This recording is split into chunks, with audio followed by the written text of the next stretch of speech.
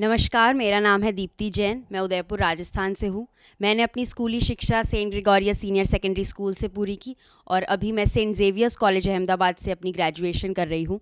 मैं ये बताते हुए बहुत खुशी महसूस कर रही हूँ कि फ़िलहाल 19 नवंबर को इंदिरा गांधी जी के बर्थ एनिवर्सरी पर संसद के सेंट्रल हॉल में जो प्रोग्राम हुआ, उनमें से 75 बच्चों को पूरे देश में से चयनित किया गया था उसे अटेंड करने के लिए, जिसमें मैं भी थी।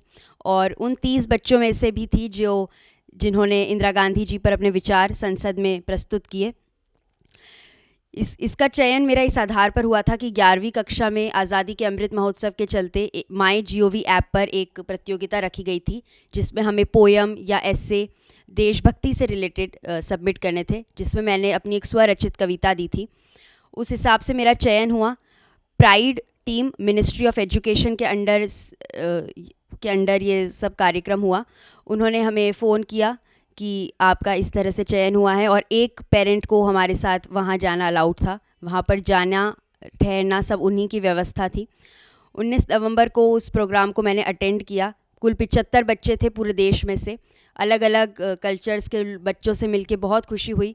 बहुत ही अभिभूत हुई इस बात से कि इतने देश के इतने बड़े मंच पर अपने राज्य का प्रतिनिधित्व कर पाई।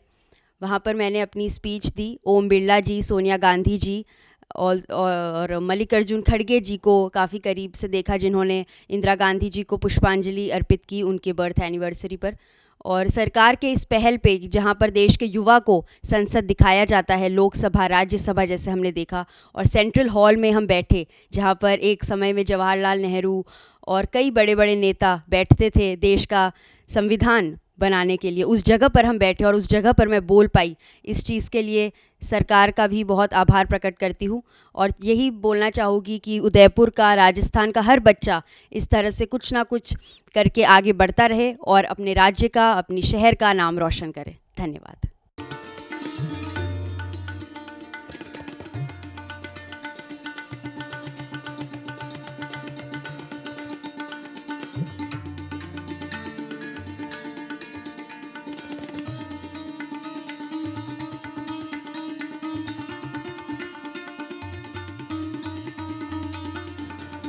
तो हमारी चिंता कोई बाहर वाला करने वाला नहीं है।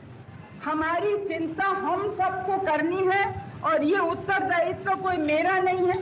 मैं आज यहाँ हो सकती हूँ, कल नहीं हो सकती हूँ,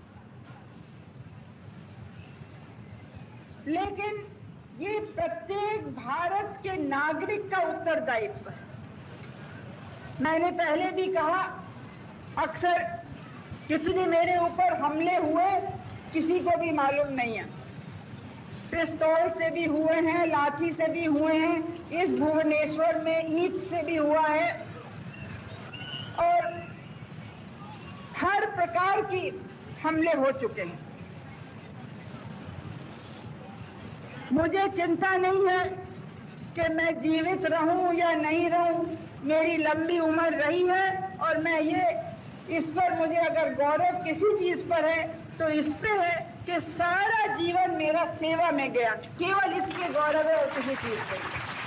और जब तक मुझ में सांस है तब तक सेवा ही में जाए, और जब मेरी जान जाएगी तो मैं कह सकती हूँ कि एक एक खून का खतरा जितना मेरा है, वो एक एक खून एक भारत को जीवित करेगा, भारत को मजबूती देगा।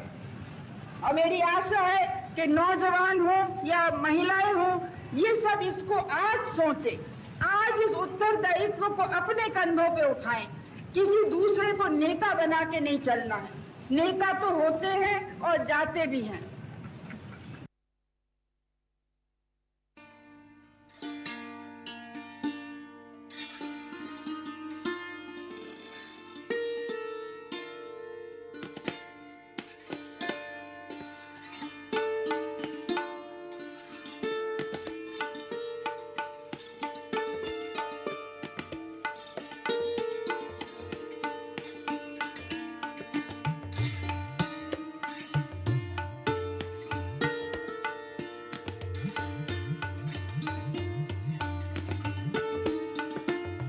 जय हिंद, जय मेवाड़। प्लीज मेरे YouTube चैनल को सब्सक्राइब जरूर करें। Thank you.